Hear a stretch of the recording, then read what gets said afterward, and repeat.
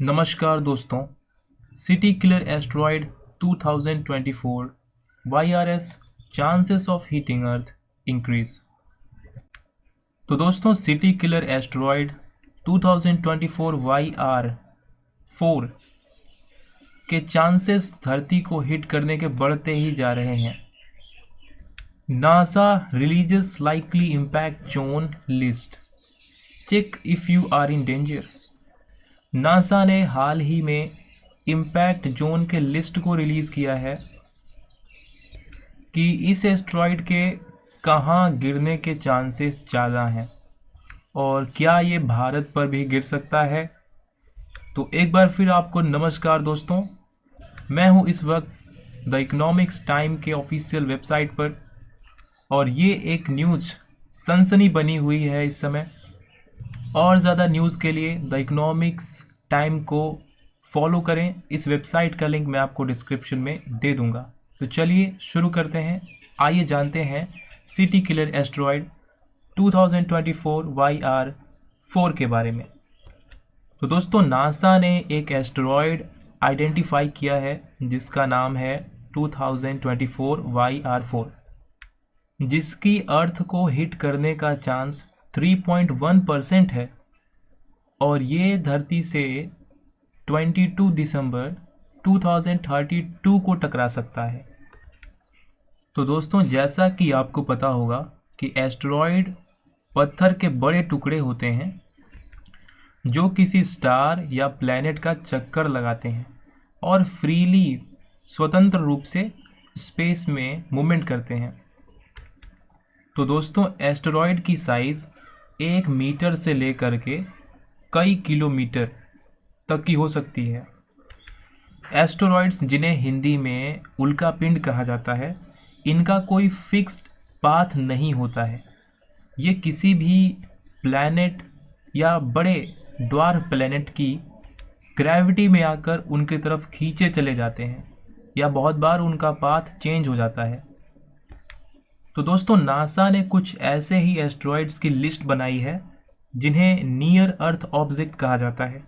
ये एस्टेरॉयड अक्सर धरती के बहुत ही पास से गुजरते हैं और दोस्तों, नासा के द्वारा 26,000 से ज़्यादा नियर अर्थ ऑब्जेक्ट आइडेंटिफाई किए जा चुके हैं, जिनमें से 2,000 पोटेंशियली हैजार्डियस हैं, यानी खतरनाक हो सकते हैं धरती के लिए।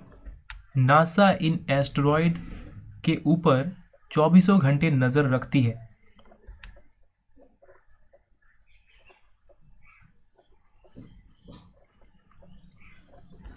लेकिन ऐसे बहुत एस्टेरॉयड एस्टेरॉयड हैं जिनको अभी नासा ने आइडेंटिफाई नहीं किया है।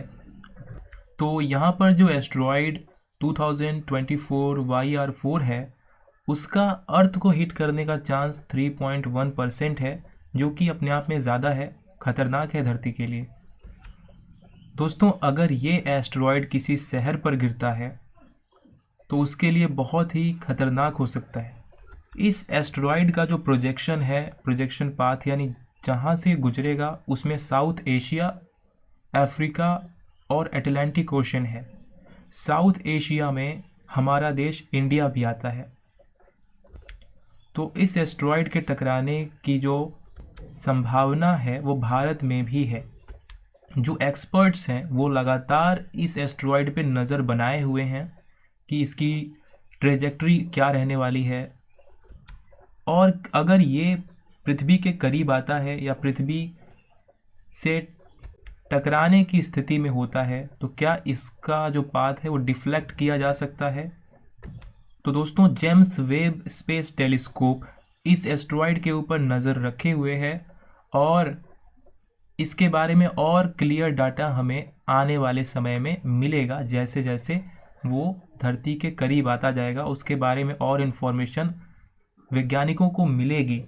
लेकिन दोस्तों, इस नए नए एस्टेरॉयड ने धरती वासियों की चिंता बढ़ा दी है। चिली की एक ऑब्जर्वेटरी ने इसे दिसंबर 2023 में ऑब्जर्व किया था।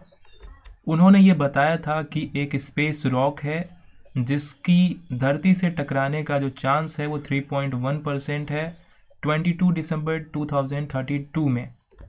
दोस्तों ये जो प्रोबेबिलिटी है 3.1% का जो चांस है, ये अब तक के रिकॉर्ड का सबसे हाईएस्ट चांस है किसी भी एस्टेरॉयड के टकराने की।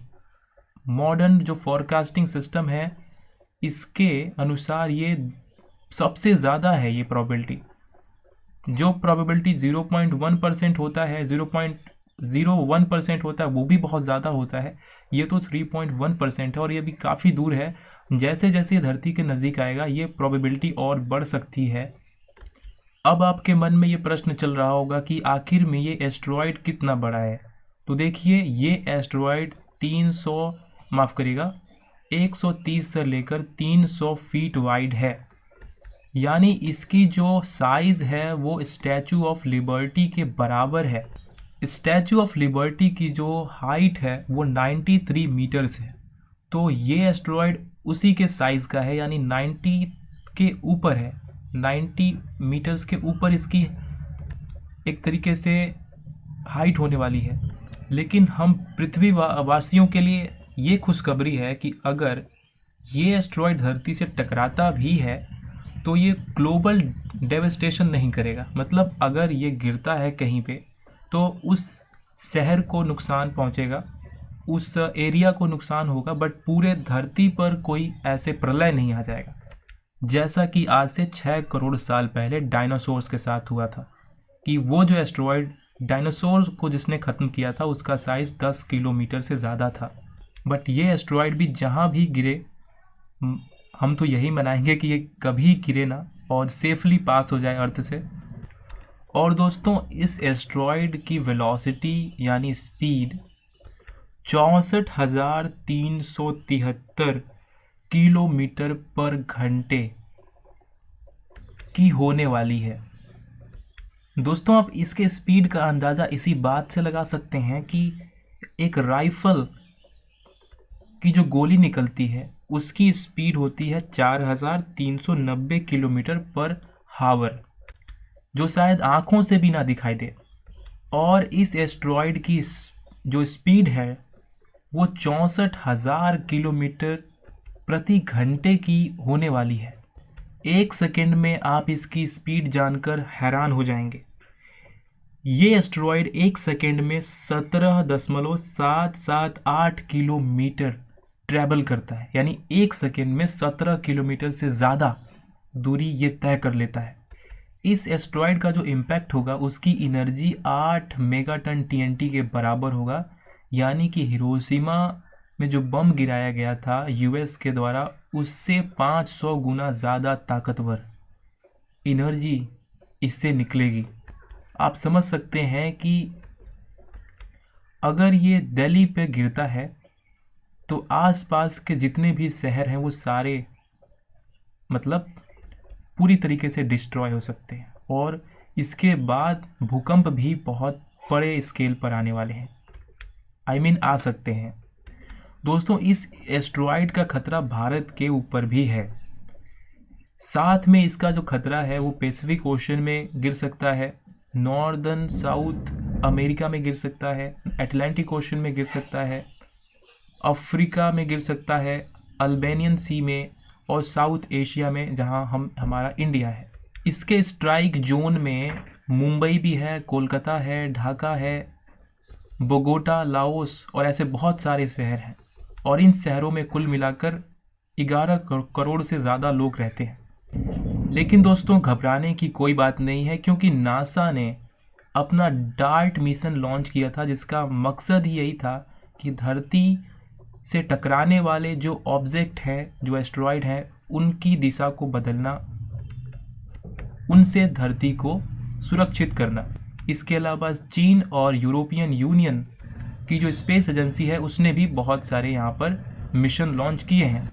इसके अलावा इस एस्टेरॉयड के बारे में और आगे हमारी इन्फॉर्मेशन बढ़ती जाएगी जैसे जैसे ये धरती के पास आता जाएगा। लेकिन दोस्तों, स्पेस में कुछ भी नहीं कहा जा सकता, कुछ भी नहीं। स्पेस पूरा अनप्रेडिक्टेबल है, कब क्या हो जाए कोई नहीं जानता।